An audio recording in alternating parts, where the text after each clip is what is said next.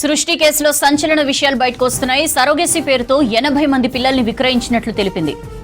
వేర్వేరు ప్రాంతాల నుంచి పిల్లలను నమ్రత కొనుగోలు చేసి అమ్మినట్లు విచారణలో తేలింది. నమ్రతను మళ్లీ కస్టడీలోకి ఇవ్వాలని పోలీసులు పిటిషన్ వేశారు. ఈ కేసులో ఇప్పటివరకు 25 మందిని అరెస్ట్ చేశారు పోలీసులు.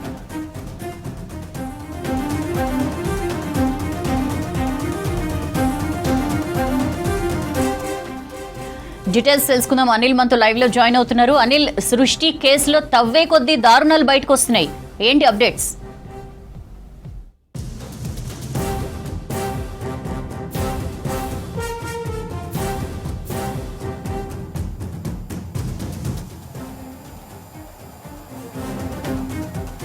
సౌజన్య, సృష్టి కేసులో గోపాలపురం పోలీసులు దూకుడు పెంచారు. సో ఇప్పటికే అటు ఏదైతే డాక్టర్ దీనికి మొత్తం ఈ సృష్టి ఫెర్టిలిటీకి సంబంధించినటువంటి ఈ కేసులో డాక్టర్ నమ్రతనే కీలకంగా తీసుకున్నారు. సో ఇందులో వీరికి సంబంధించినటువంటి ఏజెంట్లను కూడా కొంతమందిని అరెస్ట్ చేశారు. ఇక డాక్టర్ నమ్రతను కూడా 4 రోజుల పాటు కస్టడీ కోరుతూ గోపాలపురం పోలీసులు విచారణ కూడా జరిపారు. ఇక కొద్దిసేపటి క్రితమే మరొక 8 మందితో పాటు మొత్తం ఓవరాల్గా ఇప్పటివరకు ఇందులో ఈ సృష్టి కేసులో ఇప్పటివరకు 20 మంది అరెస్ట్ అయ్యారు. వీరందరినీ కూడా గోపాలపురం పోలీసులు అటు సికింద్రాబాద్ కోర్టులో కూడా హాజరుపరుస్తున్నారు. సో ఇందులో మహిళలు ఎక్కువగా ఉన్నారు, మహిళలకు సంబంధించినటువంటి ఏజెంట్లు కూడా ఉన్నారు. సో వీరు అటు హైదరాబాద్కి సంబంధించి కానీ అటు విజయవాడ, విశాఖపట్నం, రాజమండ్రి, కోల్కతా ఇట్లాంటి ఏరియాల నుంచి వచ్చినటువంటి వారు ఎక్కువగా ఉన్నారు. ఇక వీరు ముఖ్యంగా కూడా ఈ డాక్టర్ ఎవరైతే నమ్రత ఉన్నారో వారికి సంబంధించినటువంటి ఏజెంట్లు పూర్తి ఆమెకి సహకరించి పేద మధ్యతరగతి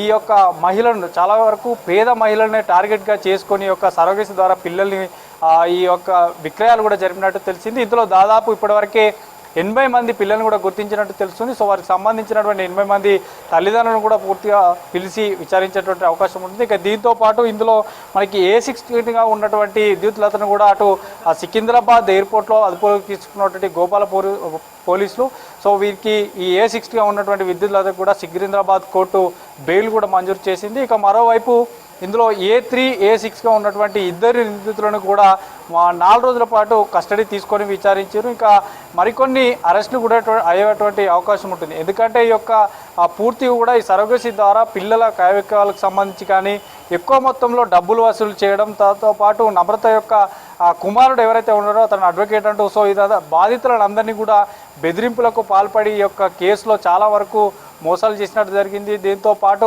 ఇప్పటికే ఇటు ఎక్కువగా మహిళా ఏజెంట్లు ఇందులో భాగం ఎక్కువగా ఉంది. ఇక పూర్తిగా కూడా ఇప్పటి వరకు ఇందులో 26 మందిని అరెస్ట్ చేశారు. ఇందులో ముఖ్యంగా ఎక్కువగా మహిళా ఏజెంట్లే వీరి డాక్టర్ నమ్రతకి సపోర్ట్ చేసినట్టుగా తెలుస్తుంది. ఇక దీంతో పాటు ఈ కేసులో ఇప్పటి వరకు కూడా గోపాలపురం పోలీసులు ఎప్పటికప్పుడు కూడా దూకుడు పెంచుతున్నారు. ఎక్కడెక్కడ వీళ్ళ యొక్క బ్రాంచెస్ ఉన్నాయో అక్కడ వీరి యొక్క అంటే ఈ మొదలైంది ఎప్పుడైతే సృష్టికి సంబంధించిన ఫెర్టిలైజర్ గతంలోనే సీజ్ అయింది, అయినా కూడా మళ్ళీ కార్యకలాపాలు ఎక్కడి నుంచి కొనసాగించారు, దీని కింద ఎంతమంది ఏజెంట్లు ఉన్నారు, ఎన్ని బ్రాంచెస్ ఉన్నాయన్నటువంటి ఆరా తీసుకున్నారు. మరోవైపు వైద్యారోగ్య శాఖ కూడా చాలా సీరియస్గా తీసుకొని కూడా ఎప్పటికప్పుడు ఇతర జిల్లాల నుంచి అధికారులను తీసుకొని ఇక్కడ ఉన్నటువంటి ఫెర్టిలైజర్ సెంటర్ల పైన కూడా దాడులు చేస్తున్నారు.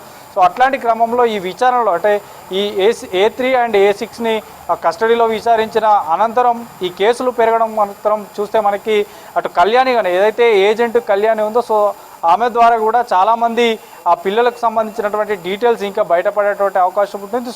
మనకి కాసేపటి క్రితం అందినటువంటి సమాచారం మేరకు మాత్రం ఇప్పటి వరకు 26 మంది అరెస్ట్ అయ్యారు. మరికొన్ని అరెస్టులు కూడా పెరిగేటువంటి అవకాశం ఉంటుంది. ఇక మరోవైపు ఈ A1గా ఉన్నటువంటి డాక్టర్ నమ్రతను కూడా మరోవైపు ఇటు గోపాలపురం పోలీసులు అయితే మరొకసారి కస్టడీ కోరారు. ఈ కస్టడీ అనంతరం కూడా మరికొన్ని విషయాలు బయటకు వచ్చేటువంటి అవకాశం ఉంది. సౌజన్య, థ్యాంక్ యూ.